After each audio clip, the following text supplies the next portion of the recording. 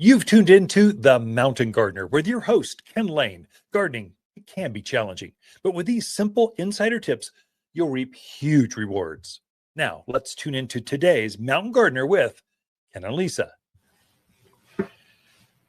And back in the studio, Lisa Watters-Lain. She comes each week, and we just give a segment just to her. Just kind of, what are you seeing in your gardens? And your gardens are pretty spectacular. You are not allowed to have any more containers at the house. That is it. The irrigation will not handle all of your plants.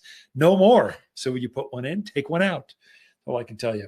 Can I bring one more home? No, you can replace one, but you can't have no more pots.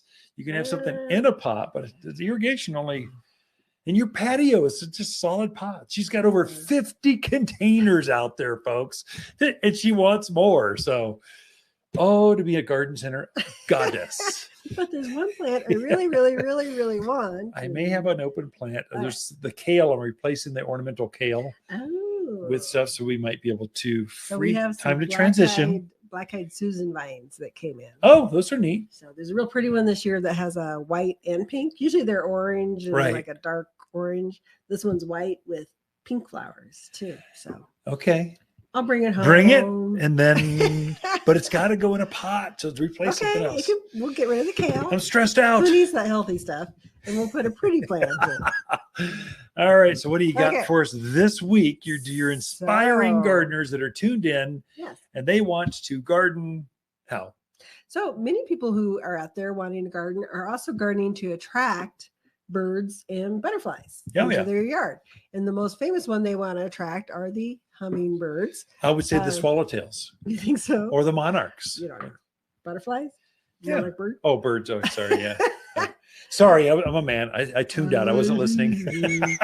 Anyway, so I thought I would talk about some perennial flowers that you could put out in your yard that will definitely attract those hummingbirds and the butterflies. So the hummingbirds they're looking for tubular flowers because they also eat a lot. So the great thing about having hummingbirds in your yard is they eat insects as well as the nectar. That's true. So they need both. They need that protein and that carbohydrate, that sugar. Keep going. So they'll help with the insects. Plus, they're just kind of fun to watch. So things that are tubular that they like, and for you, just in radio land, I have show and tell. So you just have to imagine. So this is a great plant for here. This is a brake light yucca. So it's a yucca, so it's very drought hardy, not going to take a lot of water. Loves the sun. Put it in a hot spot and it'll be happy. It sends up this bright red stalk of flowers that have like little tubule in them. So hummingbirds absolutely love them. So this is an easy grow plant to throw out there. You don't have to think too much about. Not a lot of maintenance, not a lot of water, but the hummingbirds love it.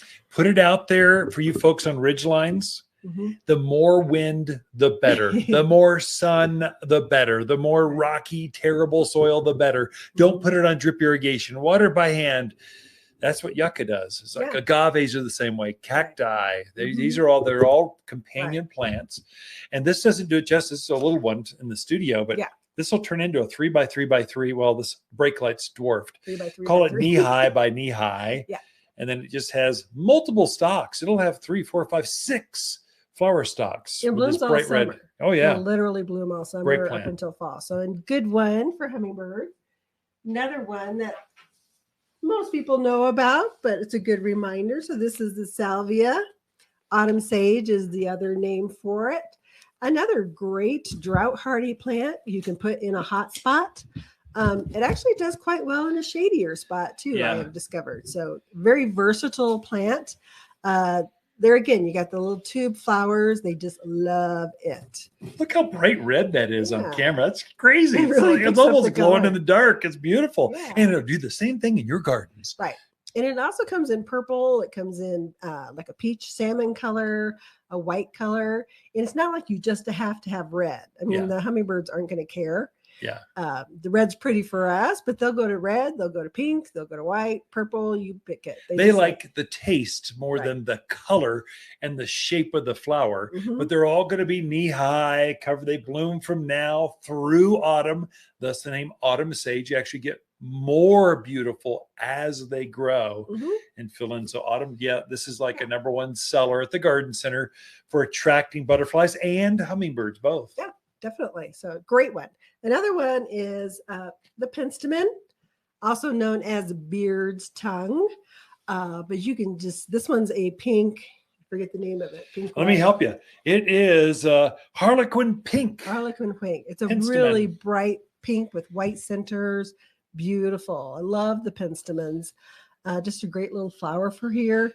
There again, it come in a multitude of colors, kind of a multitude of varieties. Penstemon is a big family of flowers. Yeah. So, but great ones for those hummingbirds. And native. This grows wild. You're seeing a red, a white. There's a pink that just grows wild on the forest. You see a tall, kind of a perennial wildflower that's growing, and the hummingbirds will actually bicker and fight over this. They're going, no, it's mine. No, it's mine. It's mine. They're kind of like seagulls, only in miniature form. Mine. Yeah. So, and those folks that are tuned in on the video piece, the YouTube channels, there's no filter on this camera. Right. This is the natural color. It's actually glowing on film. That just looks, it's so bright and so colorful. That's how hummingbirds see it as well.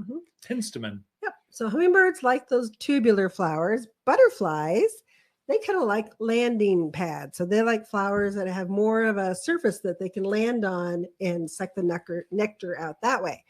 So yarrow is a great one. So I brought this yarrow. This is, I think, desert sea, red desert sea. They're getting great drought hardy plant. Loves the sun. Put it in a spot where it's nice and hot, and it'll continue to bloom all season long. This one's a real pretty red one, but it also comes in yellow, moonshine yellow.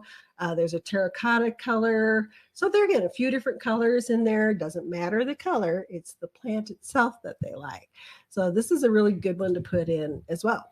I put a native yellow in our backyard, and this takes, again, surprising little, it doesn't get full sun. Right. It maybe gets 4 hours, and it blooms a crazy long time in our personal gardens, but it will go full on in the wild. It's right out there in the full bright, from morning till evening, bright hot sun. It's got this real thick kind of thick foliage that protects it, and so just, you're going to have butterflies if you've got yarrow.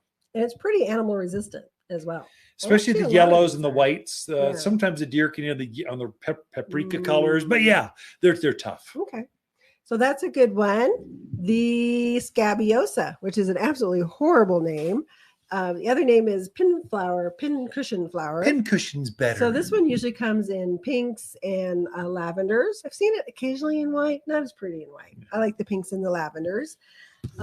Has a beautiful little flat flower that sticks up above the foliage. So the foliage is low down, and then the flowers stick up probably 12 inches above that foliage. Yeah, easily. And just a beautiful little plant to put out there in your perennial beds, your yards. It does very nicely. Looks like a pincushion. I mean, literally, that's the name. Looks like a pincushion. You have a bunch, if you're you seamstress out there, but butterflies look at it and go, just yummy. Delightful. They just hang out and rest and eat, and they'll just rest on the pads, enjoy each other. Definitely. So we're almost out of time, but I'll show you one more. Of course, we have to show this one. So this is a butterfly plant. So this one's purple, but they come in, they're again, a multitude of colors and a multitude of sizes. You can get some that go 6 to 8 feet, some that go 4 to 5 feet, and some that are 2 feet.